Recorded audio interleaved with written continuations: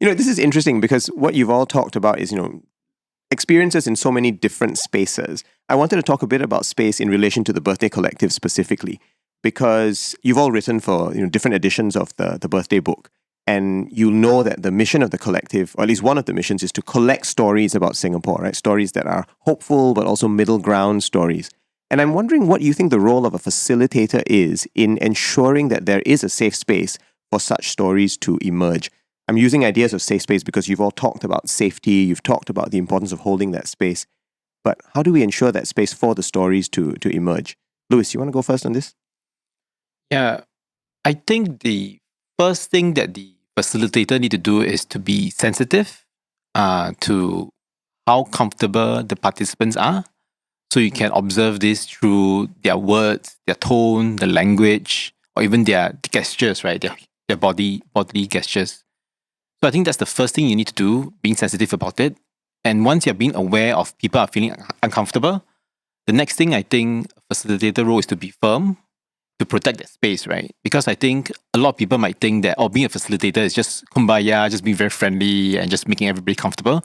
But sometimes you also have to be firm, right? And say that, hey, this person is being uncomfortable. Perhaps we need to shift the conversation, or actually you are making the other person uncomfortable. So you need to watch your language and tone. So that's a second thing. And I guess the last thing to share is that to be clear with your intention to your participants. Because sometimes you have to be firm, right? And then you need your participants to know why you're doing so. You're doing it so because in service of the objectives of bringing the people together, so that they know that you're not trying to be difficult, or you're not trying to be just for your own ego, but you're just really trying to make sure that everybody have a constructive conversation around that. Yeah. Great. Doug, what are your thoughts on this? I think obviously there's a lot to it, right? I would say how people are even invited to a particular session to share, making connections with people. When people are coming to share, one of the things I like to do as a check-in is ask people why was it important for you to come today? And then people share, like, I came because I love Singapore. I came because I want to share a story that I think will help people. So that already creates the safety.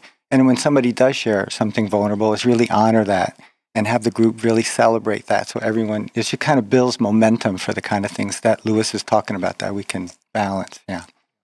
Nice. Yeah, so the idea, if I can just build on that, right? So the idea of managing expectations as well, right? Because people come with different expectations of why even the session, why have I been invited, or why am I attending the session? And that's why at the beginning I asked the very same question, right? So what brings you here? And recognizing that every one of their reasons are just as important as everybody else's reasons.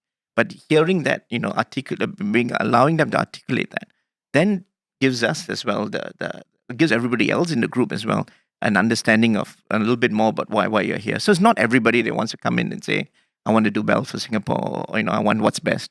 Sometimes it's just I've got something to complain and I need somebody to hear me. And that's a story too, yeah. Yeah, and the thing is, it's about the very fact that the person has come all the way, signed up, that there's an effort that's required, tells me something that is not just the complaining part.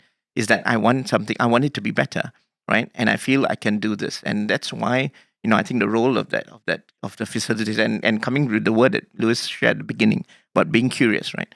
And I think that starts from that, right? That's how you collect stories. Because for me, right, I'm a firm believer in telling stories and hearing stories, and stories are about people, about people's lives, right? It's not just a moral at the end of a bedtime story. It's often bedtime stories are, right? It's really about the lives of people, and if you're not curious about that, then we can't really create a country, right? We create a space where everybody is living next to each other and going to work and coming back. But once we know a little bit more about our neighbors, about our fellow Singaporeans, then it becomes a bit more. I'm a bit more invested in whatever this country is to everybody. It may be different. It's about the people, really. And it sounds like you have to be interested in them as whole persons as well, right? Not just the ideas or the stories alone, but the people behind it, the fears, the aspirations, the anxieties as well. I'd love to build on that because two thoughts come to mind. One is facilitators spend an inordinate amount of time thinking about questions and the quality and the design of a question.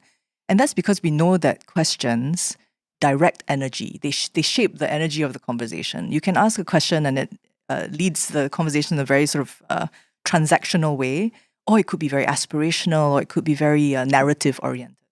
So I think the quality of questions is one thing that facilitators do and must do well.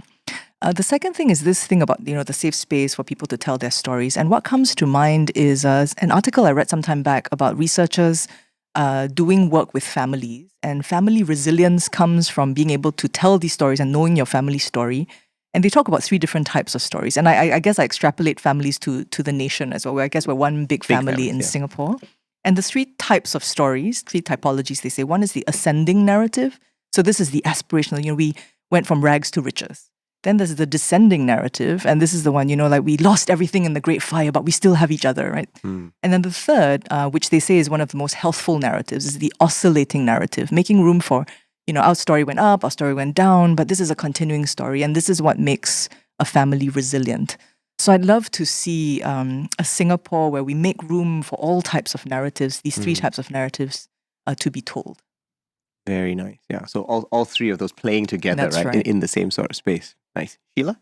Actually, what I had in mind relates quite well to that, I think, because beyond different types of narratives, I think that one thing that will be really key in helping the Birthday Collective or any organization collect the stories of Singapore is convincing people that everybody has a valid story and that everybody's story is equally valid.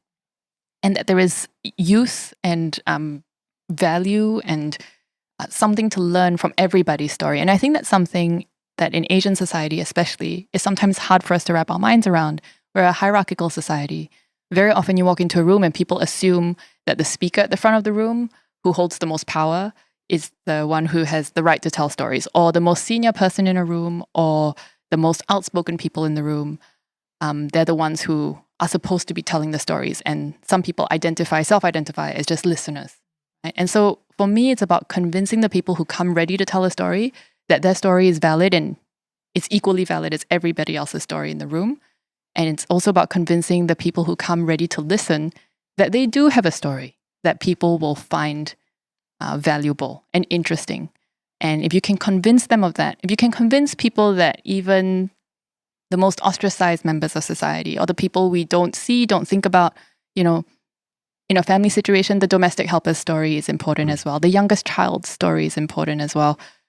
In larger society, the migrant workers' story is important as well.